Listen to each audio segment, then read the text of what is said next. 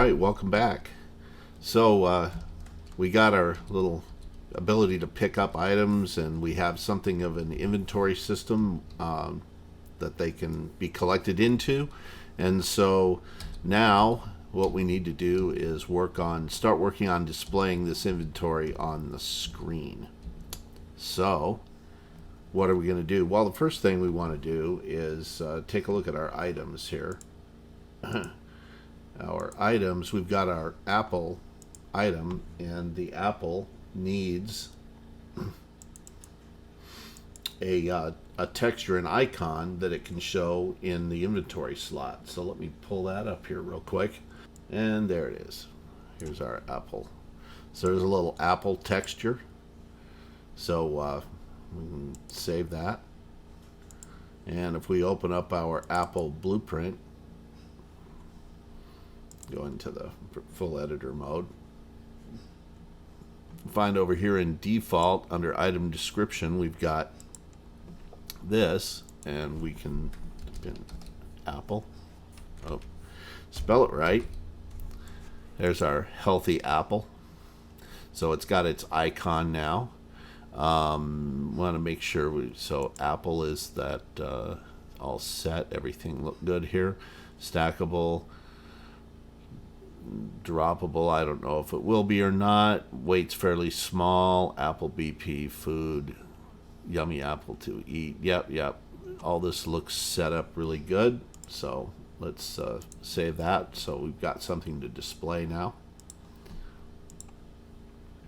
Let's take a look at our HUD. No.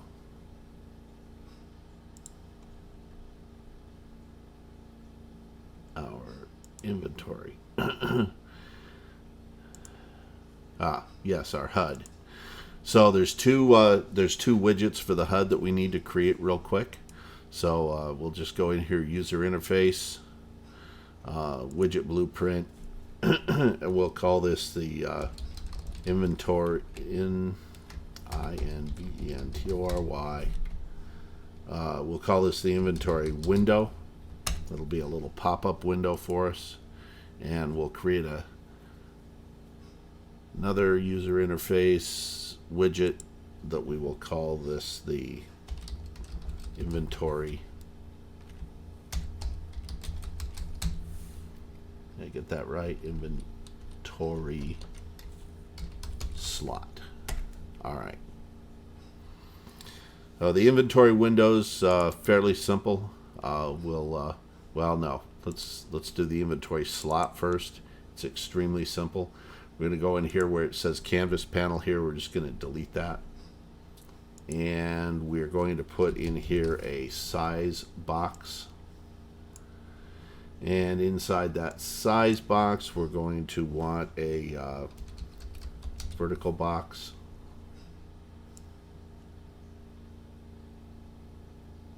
Oh, no. We're doing the slot. So inside the size box, we want a border. Alright. This size box, we're going to set the width and the height to, I think, 100 by 100 would be nice. And here in fill screen, we'll set it to desired. So there's what our inventory slot sort of will look like. This border will come up here to padding and set the padding to 5. It indents it a little bit, leaves some space around it. And the border color, I think I want to make the border color fairly dark. We'll make it a dark charcoaly gray. I'll show you why. Inside this border, we want to put in an overlay. And this overlay will indent it also. We'll set it to 5 here. So you can see, we'll expand this up a little bit here. There's going to be a little bit of a gray border around this in this overlay. So in this overlay, we want to add 2 items. We want to add an image, into the overlay. And this image, we want it to stretch and stretch so it fills the entire box with a border around it. And we also want to add some text in here. So here's text in the overlay. And you notice it's up here. The first thing I'm going to do is change the color of this to something. No, not that. Cancel. Text block, text, color and opacity. Let's make it blue, but let's make it kind of a dark blue. Okay. And I'm going to change this default text to pound, so it's going to be a number. We're going to move it over to, no, we don't want to do that. We want to do that. So it's to the right and to the top, and set this to the right as well. So it'll be a 1 here or a 12 or whatever. It'll stay stuck to the right. So that's our image. Let's go over here to the graph. Now, what's this going to require? Well, first of all, let's go actually back to here. Do we want? We're gonna the image. This we'll call icon, and the text we're gonna call it the stack count. Sounds good. And that's a variable, and we want to set this to a variable as well. All right. We want to set them to, this one doesn't need to be a variable. We're going to bind this one. We're going to bind this text to a function. So with the text selected here, let's go ahead and click create binding. And we already called it icons, so, or stack count, so it's get stack count text. Okay, we're going to fill this in shortly. For the moment, what we want to do over here now is create some variables. So to get our stack count event construct, so we don't want this and we don't want the tick, but we are going to want the event construct. And to construct this, we need to have the item that this is going to be. So we need a variable here, and we will call this the item. This is the item that's in this slot, and the type of this is going to be that inventory item struct that we created. If we compile this now, this has the count as well as the item with its name and so forth and all that information about it, including that icon, which we can get out of there. So to construct one of these, the first thing we need to do is go ahead and get that item, and it should have been fed when it's in here. And we want to get this, we want to set this icon. So let's split this struct pin, and let's split it again here. And where's our icon? There's our icon. So we want to take this and do a set icon, and what we want is this icon. Okay, sorry about that. We don't want that. We want to get this, get the icon, and we want to call set brush from texture.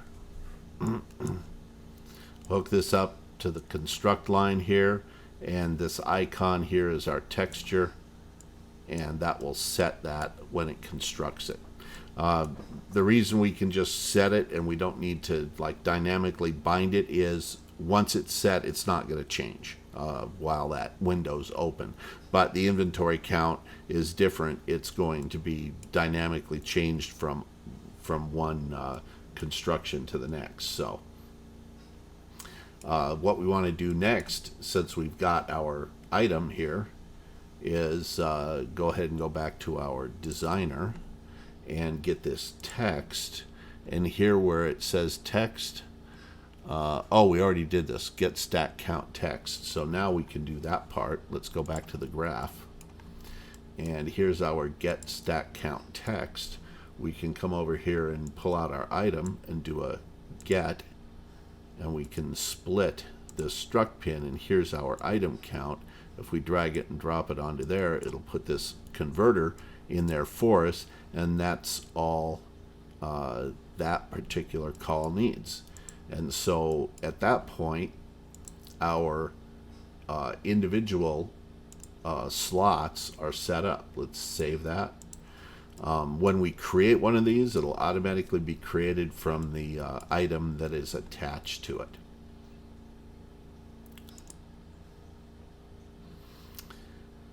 Now, the inventory window. All right, let's get rid of the canvas panel again, and let's put in another size box. And I don't know the size of this.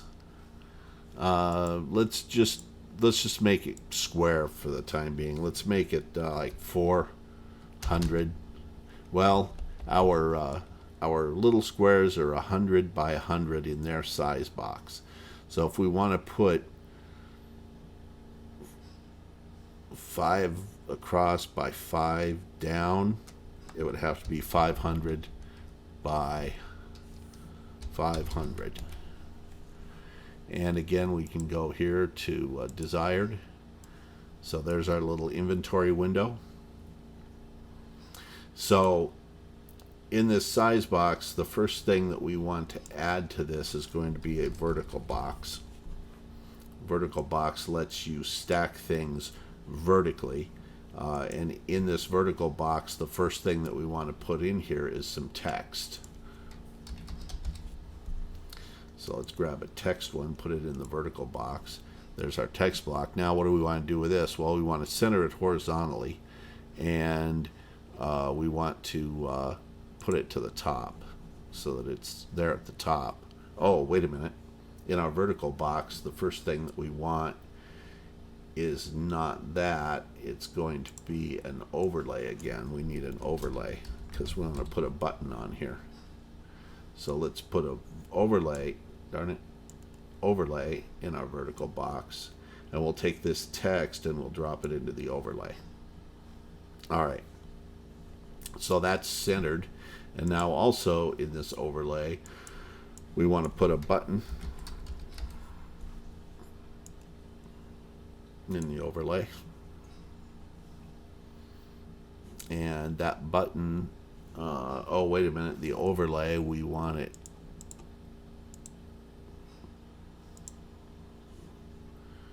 overlay, the text box. Oh, what did I set wrong here? The text box we want to be centered and centered. The button, we're going to call this the close button. And the text box, we're going to call this the title. We'll call it inventory title. All right, where's our close button? I want it to go to the, it should be in our overlay. Why is the overlay?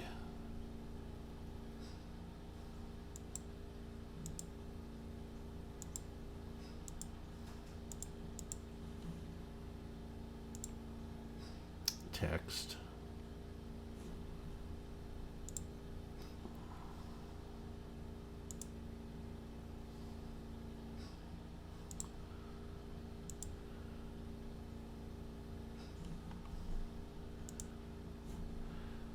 Put it to the right. It's sticking. Why is it sticking to the text? Why is... Okay, hold on 1 second.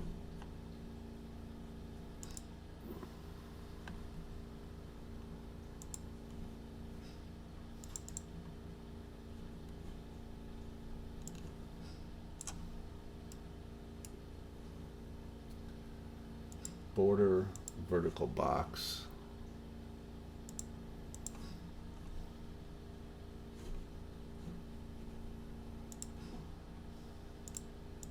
That's why. Okay. We wanted this vertical box set to fill here. And then the overlay, and then the text block will be centered, and the close button will get to the right and top centered. That's probably pretty good. Now on the button, the button, we need to add something to the button here. We need to add text to it. We can drop text into the button, and that text can just be an X, and we'll set its color and opacity to red. There. So we got a red X in the corner there. Now this text block, we want to come over here and set a binding, and or do we want to make it a variable?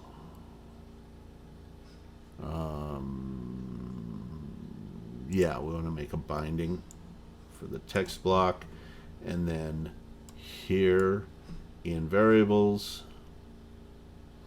we want to create a variable of text type, and we will call it title. So whatever we set to that, we'll get it, and we'll return it to that text box. So whatever we set this title to, and we want to make this externally editable. So when we create the window, we can tell it the title. And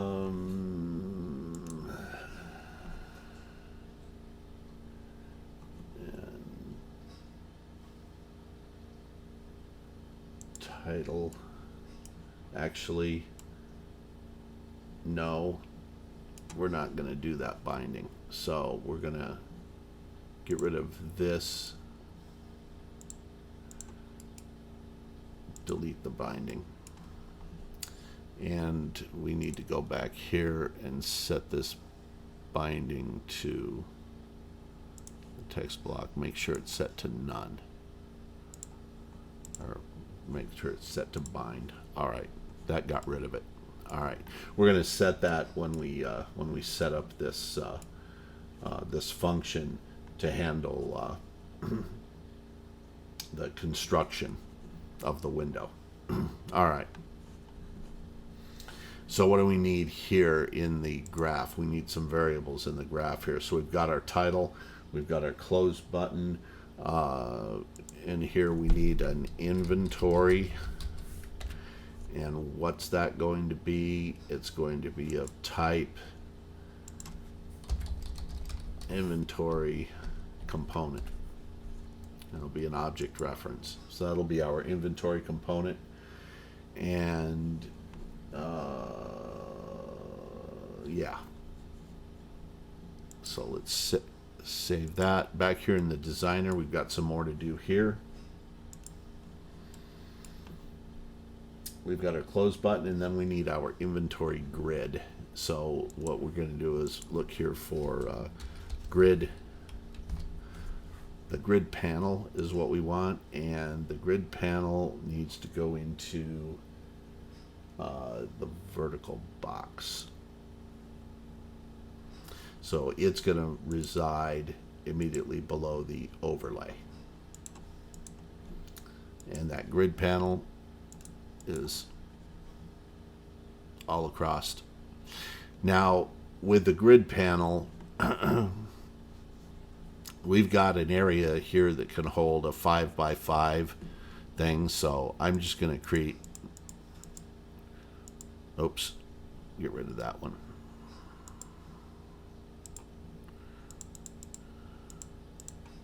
I'm going to create the 5x5 slots for this.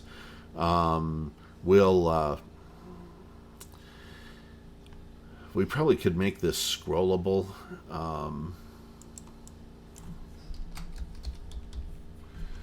we could put a scroll box into the vertical box, and we could take our grid panel and put it into the scroll box, and then we could have a maximum of 5. And so when we create the window, we could create it with the size that we want. But we'll come to that. I'll go ahead and leave that in that scroll box, but we'll dynamically generate this so we can create bigger inventories that you can scroll through. So that's something to think about for the future. All right. So we have our inventory grid. Our inventory grid with it selected. Let's change the name of this to inv grid. And with it selected, we want to hit this is variable here. And let me double check. The button is a variable.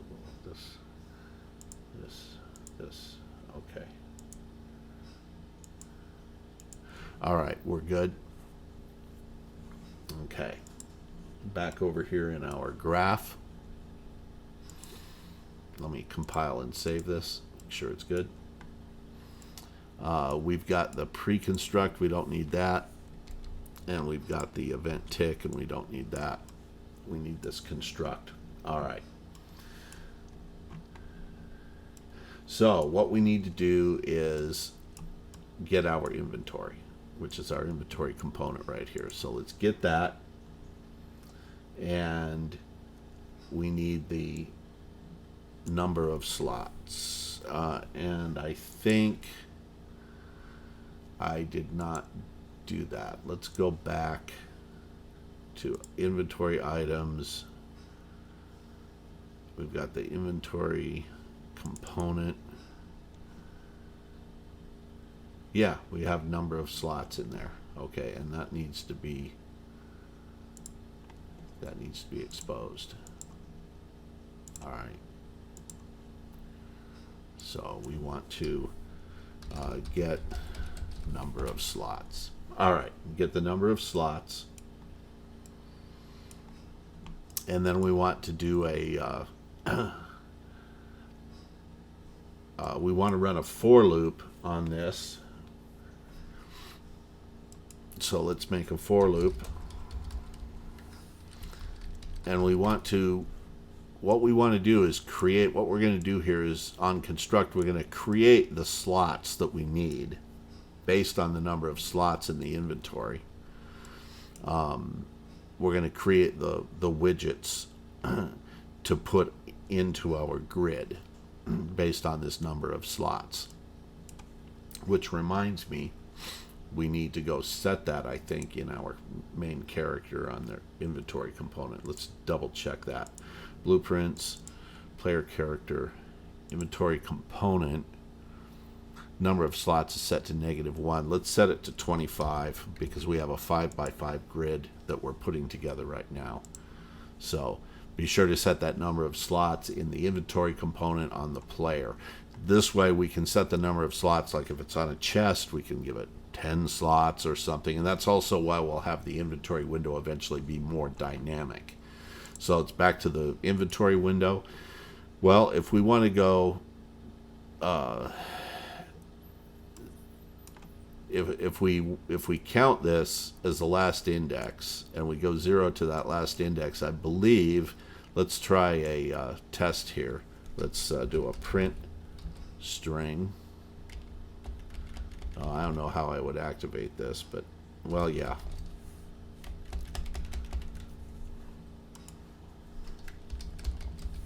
Print string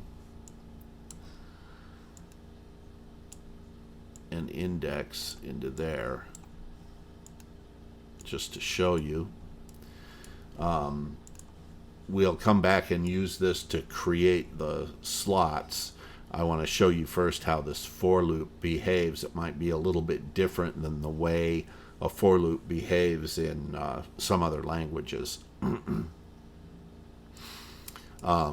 To bring up our inventory window, we're going to need to do a couple of things. Now, there's a couple of different schools of thought on this. The inventory component could be in charge of bringing up the window for that particular component. It probably should be, because it might be a chest you're opening, in which case it would be the inventory component on that chest that's bringing up a window to your view. So, one second.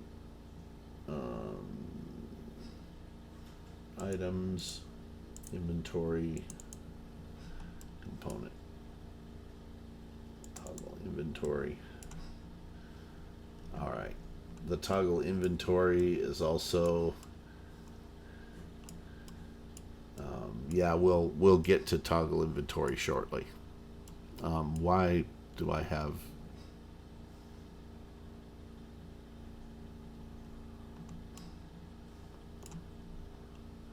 Oh, that's find available slot. Okay, event graph.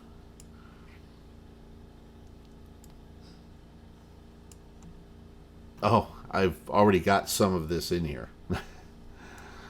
So I'll just explain this. In the inventory component, something we didn't do previously was set up so that we create the slots that this is going to need. So the inventory component has on the event graph this event begin play. It runs a for loop, which goes through the number of slots in the inventory. Now we're inside the inventory component. It goes through that number of slots, -1.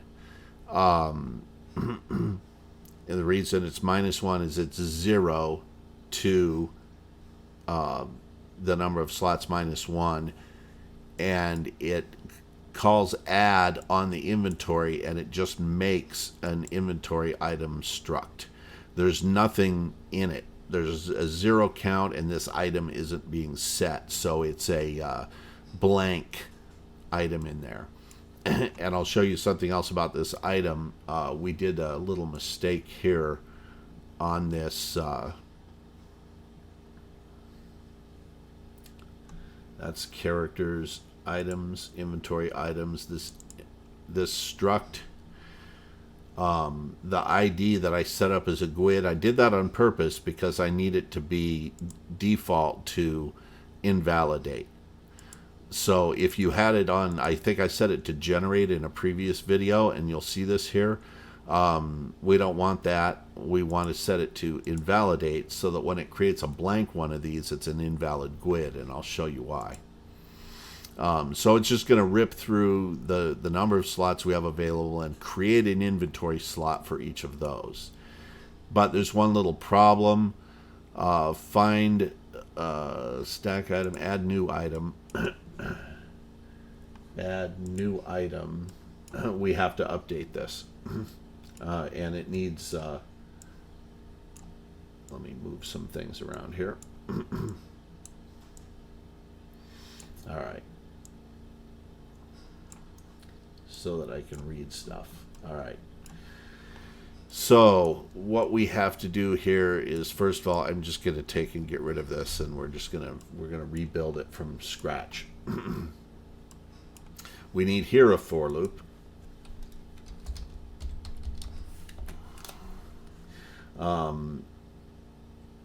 Oh, excuse me, no. We need a for each loop. For each.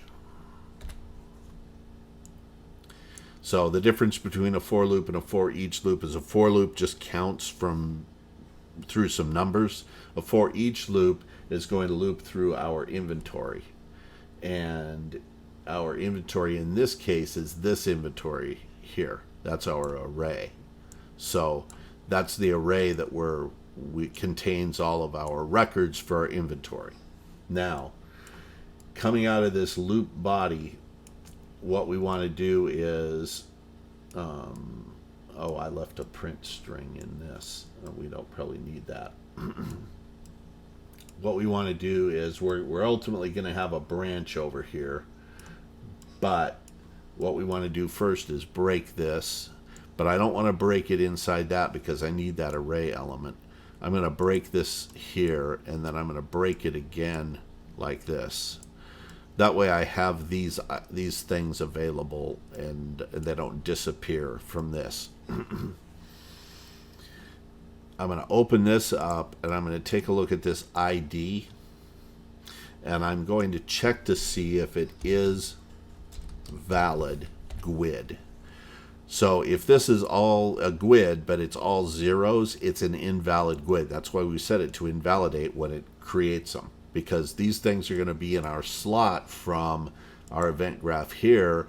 They're going to be blank ones initially. They're going to be 25 of them in this case. For our character, there'll be 25 slots, all initialized with a blank record, and that blank record will have an invalid GUID. So let's go back over here to add item. No, add new item.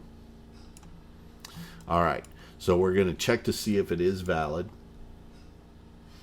And if it's not, so I'm going to do this way, because if it's not, I'm going to put a Boolean not on the end of this. If it's not valid, I'm going to have a branch up here. I'll hold B and click. So here's our first execution connection point, and here's our not. Now I'm going to pull these together a little bit. Pull this over here. All right. So what this is saying is loop through this array, and if this is not valid, then we're going to do something here. And what we're going to do on the true branch is go ahead and insert that particular item to our inventory. So we'll grab our inventory again over here, and we will pull this up, and we will call insert. And where are we going to insert? Well, we're going to insert at the index right here. So in order to try to keep this a little bit neater, I'm going to show you how we can do something here. I'm going to right click on this, and I'm going to click promote to local variable. See, it's called local variable here. I'm going to call this index. So what this is going to do is set this index. Each time this loops, it's just going to set this index. And what that'll allow me to do is pull this index variable over to here and hook it into, pull this index variable over here and hook it into here, which is the index point we want to insert at in here. We found it. And that saves me from having lines drawn all over the place. It's just setting it to a local variable, and then I'm picking that variable up over here. And what am I going to insert? Well, I want to insert this array element. So I'm also going to, this array element here, I'm going to promote to a local variable, and I'm going to call it element. And we'll go ahead and set it right here.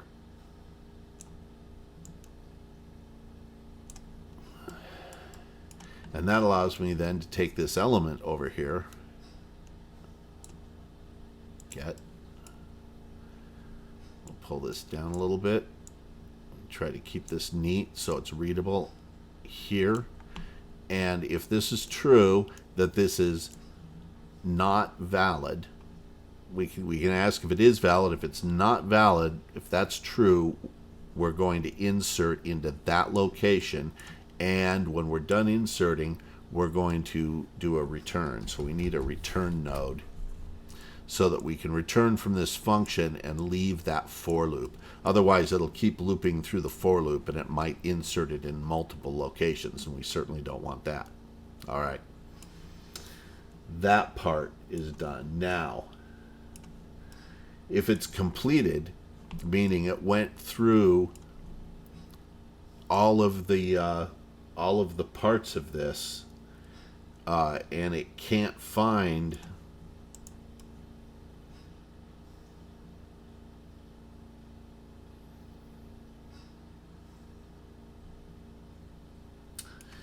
It can't find an empty slot because we're adding a new item. So this is, we want to be clear, we've got this stack item function we built, remember, which I could clean this up. It looks kind of a little bit ugly. This is going to stack items that exist already in the inventory that are stackable. Add new item is called if there's no slot to stack and it's got to find an empty slot. If this fails, it's an empty slot, or if this fails, there's no slots available, and we're going to work with a fixed number of slots. So that's it. That's the setup to insert into the first available empty slot a new item. All right. 1 second. All right. We're at about 27 minutes for this video. What we've got set up so far, let me compile and save. Save all. Save selected. So we've got our in our HUD. We've got our 2 widgets. We've got our inventory slot and our inventory window. We've gone through and set up what those look like here, the designer, and how they're going to be filled in a little bit. We've got our inventory slot constructing and what it looks like set up. And we've got our inventory component going through and inserting correctly and also building out the blank slots. This is just creating the empty slots. In the next video, what we're going to do is figure out how we can display that in this grid. We're going to start populating that into this grid. So thanks for watching, and I'll see you in the next video.